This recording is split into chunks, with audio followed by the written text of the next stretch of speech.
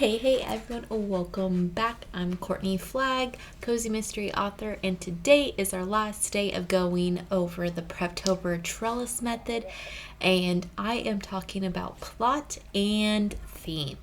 So with that, let's get into it. So when we're talking about the plot, it is basically the key events that your story will undergo. So think of it, the big beats, the story beats. You might be familiar with Save the Cat, so that is what we're going to be talking about, is what are those key events that need to happen that create your story. So some of these are the events. We have a story problem. So what does your character need to go through? What is the problem? For example, when it comes to cozy mysteries, the problem is either a dead body or some other crime that has happened, and your character needs to go and figure that out. So then you also have the lead character. So what happens from that character from one page to the next? So that is important. Any emotional events, so those would be like more trauma that your character goes through. When we're talking about my sticker sheet murder, is one of the characters, the main character, Millie, she essentially gets kidnapped. That is emotional, so she has to, struggle through that. You could also think about, the character's goals. Was their goal, which could tie into the theme.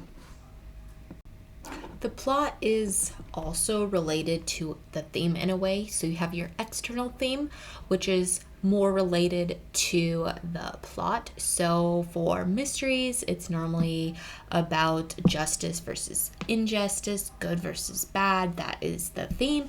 But then you also have your internal theme, which is what your character needs to go through, that change, that character arc that we talked about a little bit in the character video. So lessons learned, things that need to change internally throughout the character, the impact on the character, the settings, all of that. And a theme would be like, don't judge a book by its cover. It's okay to ask for help. So those, if you think about old storybooks, what is the theme? So, right, Beauty and the Beast, you have don't judge based off of what the appearance is, right? So theme is important as well. So think about how you could incorporate a theme into your plot. And lastly, I just want to give you a quick snippet about the plot and the story beats that I use, which is from Grant Ferguson. Obviously, he created the Trellis Method, which is just a compilation of many different writing structures and plot structures, story structures. Different authors do it differently, and he kind of gathered all the information and put it together in a neat little package that worked for him, and he wanted to share it with the rest of us, and now I'm sharing it with you.